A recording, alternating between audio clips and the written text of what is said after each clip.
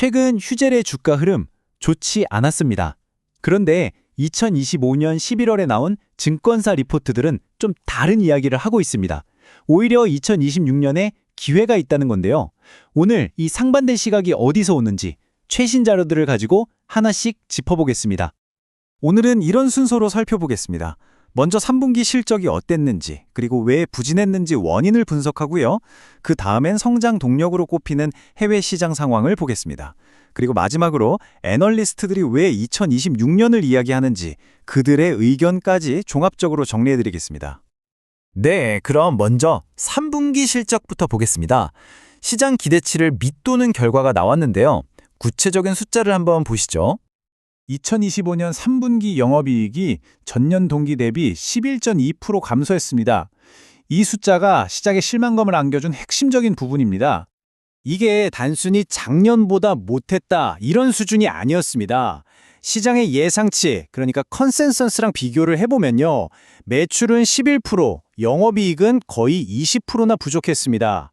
말 그대로 어닝 쇼크였죠. 최근 주가 하락도 바로 이 때문이라고 볼 수 있습니다. 그럼 도대체 왜 이렇게 실적이 부진했을까요? 그 원인을 좀 더 깊이 들어가 보겠습니다. 원인은 꽤 명확합니다. 바로 국내 시장이었어요. 경쟁이 너무 심해지면서 톡신 매출은 36%, 필러는 50% 넘게 급감했습니다. 그나마 다행인 건 미주나 아시아 같은 해외 수출이 성장을 이어가면서 전체 실적이 더 크게 무너지는 걸 막아줬다는 점입니다.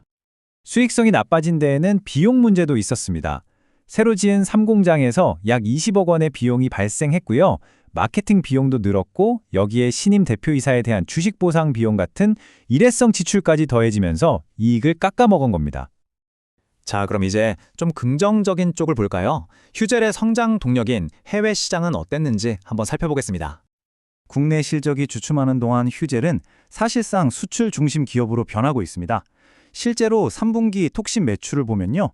70%가 아시아 태평양과 미주 이 두 곳에서 나왔습니다. 이제는 휴젤의 성장을 이야기할 때 해외 시장을 빼놓을 수 없게 된 거죠. 특히 중요한 건 가장 큰 시장인 미국과 중국 상황인데요.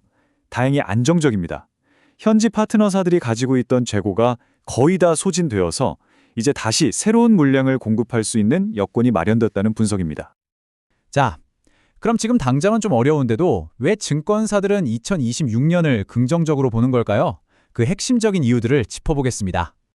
애널리스트들이 2026년을 기대하는 이유는 크게 4가지로 요약됩니다.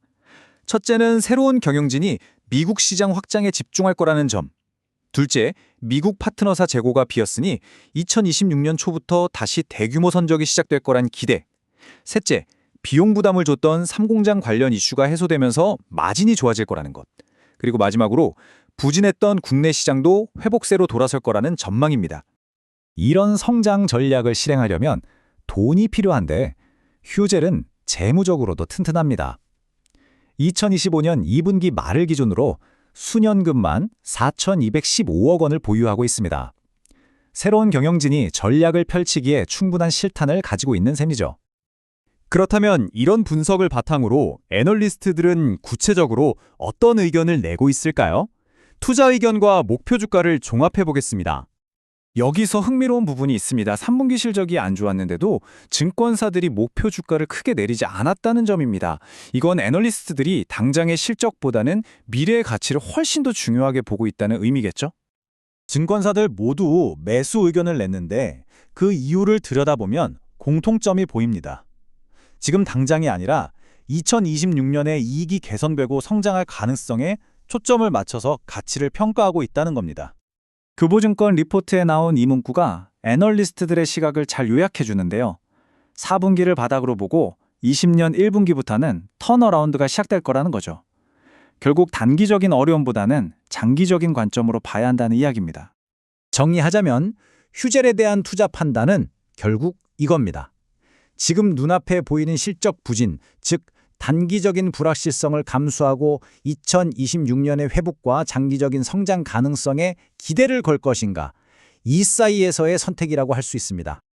오늘 분석해드린 내용을 바탕으로 2026년의 가능성에 무게를 두고 현재의 불확실성을 감내할 것인지, 그 결정은 결국 투자자 여러분 각자의 판단에 달려 있을 겁니다.